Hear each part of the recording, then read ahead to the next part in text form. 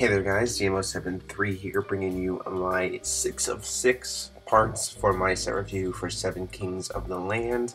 Today we are talking about the Void cards as well as the Blazer and Alice rulers, because they're the only multi-civ cards in this set. So let's just jump right in. Our ruler is Machina the Machine Lord. Deactivate a pay 4. With ability of pay X, search your main deck for an addition or resonator with total cost X or less. With no attributes, it has to be a void card. Reveal it and put it into your hand, then shuffle your main deck. So he has the ability to kind of search out whatever you need from your deck, as long as you can pay the cost for it for additions or resonators. So I think that's pretty cool. I think it adds to some of the consistency of it, making sure that you get what you need, especially if you do it during your upkeep. So pay during your upkeep, search, untap, that kind of thing. Pretty high J-activate cost, but it makes sense when you see what his effect is from his J ruler. So Machina, the Mechanical Emperor, 8/8. When this card enters your field, you may put up to 3 resonators and or additions with no attribute from your hand into your field. So just bam, 3 resonators or 3 additions or anything you have. That's just for free into the field. Doesn't matter what cost they are, doesn't matter how strong they are, just free. That's really, really good. You can banish a resonator with no attribute, prevent all damage that would be dealt to this card until the end of the turn. So that's pretty awesome as well. And Gods Art Invincible Soldiers, 3-drop resonators with no attribute you control cannot be destroyed this turn. So all of your void stuff can't be destroyed. Simple as that, no matter how it happens. So you can have a wall of free blockers. So I really like this a lot. I think it gears itself to more very definitely aggro strategies or mid-rangey strategies, but I think it's very, very cool. Plus it's some of my favorite card art, so really, really awesome. So let's go ahead and jump into the creatures. We have the 3-drop Charging Assaulter, 7/7. This card must attack if able, and you have to attack with it first if able. So this is kind of like 7 Dwarves, but for Void. And whenever it gets blocked, it gains plus 200 attack until the end of the turn. I wish it was a 2-drop instead of a 3-drop, because I mean 7 Dwarves has the exact same, kind of effect. It has the exact same stats, and it's a 2-drop, but the fact that it can become a 900, I guess possibly warrant becoming a 3-drop. So there's that. Clockwork Scout Plane, 2-drop, 5/5 with flying. That's pretty good. Just straight having a 2-drop flyer is always very powerful. Clockwork Soldiers, the 1-drop. It's a 1-drop with target attack that you can pay 1 to give it 200 extra attack until the end of the turn and then banish it at the end of the turn. Imitation Dragon, 4-drop, flying. When this card has dealt damage, destroy it.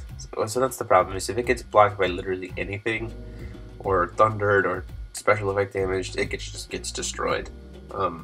Which is not great, but as a 1,000, not that bad. So as long as you can protect it, it's fine. Then we have Leganus, the Mechanical City. Machines you control gain +2/+2, so that's really good automatically. You can pay 2 and tap it. Target resonator loses flying, first strike, pierce, or target attack. And if it does, another target resonator gains that ability. You can steal simple skills with this card. For instance, they have a Mephistopheles. Steal its flying. Swing in with this to remove their only flyer and give yourself a different flyer. Lots of different kind of combo-y shenanigans to be able to steal. I mean, it is dependent on your opponent, but at the same time you could also swing in with Imitation Dragon, tap, steal its flying, put the flying on something else, swing in with that. So a lot of really unique things that you could do, kind of like trading components, as it were, for the theme of machines, with this edition. So pretty cool. Then we have what I think to be one of the best void cards, March the Machine Lord. It's a 5-drop spell chant, but you can pay 1 void less to play this card for each resonator with no attribute you control. So if you have 5, it becomes a 0 cost. And it says resonators with no attribute you control gain +3/+3 and swiftness. So again, that being said, this simply says that, you know, if you have 5 of them on the field, this can become it becomes a field like, you know, presence like Pumpkin Witch. So you can do a lot of shenanigans with that. And think about it, if you already have 2 on the field, you flip over Machina for 4, you put 3 more out onto the field, this becomes free, and all of those guys that you just played get swiftness and 3/3. And you can just make that really, really heavy aggressive play. So very, very excited about seeing some Void Rush going on. Especially with this guy, Power Supply Team, 3-drop, 5/5, banish this card, recover target resonator. I'm gonna build the deck, so I'll showcase it off later down the line to show you exactly what I mean when I say this deck is very rushy. But this guy is especially so for rush decks. I mean, the ability to, because it doesn't matter, it doesn't have to be a tap effect, it's just banish it. So this guy could have attacked, then you banish and recover something else that's probably already attacked. It's interesting. I got some ideas in my head. I also just think that it could be really good for like keeping something safe if you need to, like something that you really want to keep safe, like your dragon. Like you swing in, they don't block it. You banish your Power Supply Team to untap it so that they can't swing at it and kill it. That kind of thing. Then we have the 1-drop Edition Resonator, Special Armor. If added resonator would be destroyed, destroy this card instead, and if you do, remove all damage from that resonator. It essentially says that whatever creature this is attached to has a second life, which is cool. I mean, we have Leaves of Yggdrasil, but this is also very cool because it's void, so it can be splashed into whatever. And then we have the Winding Mender, Resonator Machine, 2-drop, that just target machine J/resonator gains +2/+2 until the end of the turn when you tap it.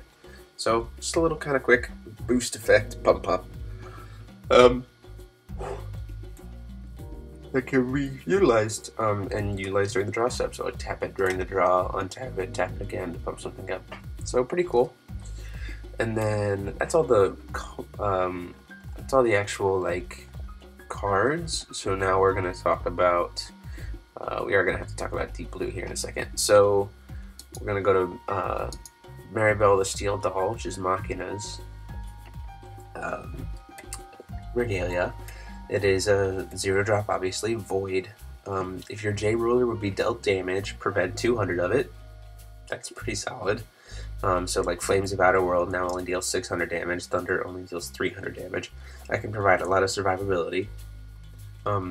This 5-drop, this card becomes a 1k Machina Resonator until the end of the turn. It's still a regalia. If your J ruler is Machina, you only have to pay 3. That's really, really good. If you pay 1 and tap and banish Maribel, you can destroy target regalia. So just being able to pop regalia is also really good. So here's one thing to know. If Maribel is on the field at the start of the turn as a regalia, even if you play her that turn, as far as I know, she doesn't have summoning sickness because she was already in. You already controlled the card, Maribel the Steel Doll. So you still controlled it since the beginning of the turn. Therefore, it doesn't have the summoning sickness. It just becomes a resonator. It doesn't like get recast as a resonator. So that's very, very good and important to kind of remember. So now we're going to talk about the Alices. Both of the Alices have the exact same ruler side, just like Pandora did. But first up, they have a J-activate of pay 2 blue and 1 void, so pretty cheap. You can tap to search for her regalia, reveal it, put it in your hand, then shuffle your main deck. So the fact that she can search for her own regalia is very, very powerful. Now, she flips over, this one flips over to Alice, the Saint of Healing. For a cost of 2, target resonator gains 1,000 defense until the end of the turn. Wow, that's really good. You can tap and make something untargetable. and God's Art Healing Wind, only 2 blue and a green. J Resonator you control, can't be targeted, and draw 3 cards. Cool, so just immediately recover, and with a 400, 1500 defense, some high survivability. I think this is a really good control ruler. Being able to just protect stuff, so like running 20 stones and ramping and doing all kinds of stuff with her, I think is very, very good. So I think she's definitely going to be a very good control ruler. And then our other side, the other one, is Alice the Valkyrie of Fairy Tales. When this card enters your field, search your main deck for a fairy tale, reveal it, put it into your hand, then shuffle your deck. Counters on fairy tales you control cannot be removed. So think about this in the sense of Cinderella or Snow White, specifically more Snow White, but really both of them, they can continue to get more and more powerful as they keep getting counters on them, and then they can't ever be removed even by their own effects. So as long as Alice is out, she's a 1k. God's Art Leaping Dance. Pay 2 blue and red. This card deals 500 damage to target resonator. You can pay 1 if you do copy this ability, and you can continue to pay 1 like ultimate times, because part of the ability is you can pay 1 if you do copy this ability. So, you know, if you have like 6 spare mana to spend, you can deal 500 damage to 6 different things and just do board wipe. So I think that's pretty good. It's like having a fun, like 8 thunders or so, you know, all at once based on how much will you have. So I think that's pretty cool. And then her regalia is Deep Blue the Phantom board. It's a 0-drop. You can pay a blue to produce green or red. You can pay 2 and tap to search your main deck for a soldier resonator with total cost of 1. Reveal it and put it into your hand. Or if your J Ruler's Alice, you know, whatever, you can put it into your field instead. So she can grab the different soldiers and put them into the field for free from anywhere in their deck. That's not bad for a 2-drop cost. A 2-drop cost of a search of anything of the 1-drops and free field presence, bypassing summon spells and stuff like that. It's really, really cool. And then discard another copy of Deep Blue the Phantom board, and you can produce red, blue, or green. So a lot of mana fixing, will fixing can happen because of Deep Blue, which I think is very, very cool. Finally, we have Blazer in his ruler form. So Blazer Gilramus, J activate of 0. Play this ability only if your opponent controls a J Ruler, and magic stones you control gain tap, produce red. So all of your stones get a free extra bonus of producing red. And then his flip form is Blazer Gilramus. 1k. When this card enters your field, target J Ruler your opponent controls loses all abilities until the end of turn. And when this card enters your field, destroy target J Ruler your opponent controls. So this guy immediately just says like, well, I don't care about your ruler, it's just dead. Like, don't flip or you die. Very, very powerful, and still has the magic stones you control gain tap, produce red, and if he's your only creature, this card, he becomes a 14/14. So pretty cool.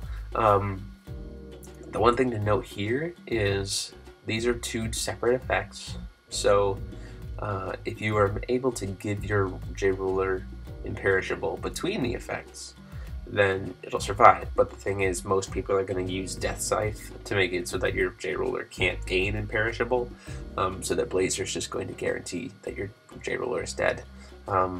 So Blazer, if you see Blazer come up, it essentially says don't J activate unless you know you're going to win that turn, which I think is just, I think it's important because it also still means that we need to be skilled about our deck building as well as utilizing our ruler well. So there you have it, guys. That is it. That is all the cards in Seven Kings of the Lands. Super pumped for the set to come out. I'm actually going to have a proxied up feature match for you this week. We proxied a couple of decks that I think are really going to be good to kind of show off some of the new cards and some of the new regalia. So I think you're going to enjoy that. So go ahead and tell me what you think about these cards, what you think is going to see play, what you think is just awful. Please go check out the Kickstarter for Force of Will playmats. It helps to go support the channel in terms of buying new equipment, or going to go see events and stuff like that, and doing interviews. And as always, like, comment, and subscribe. And until next time, guys, this is DMO73 signing off.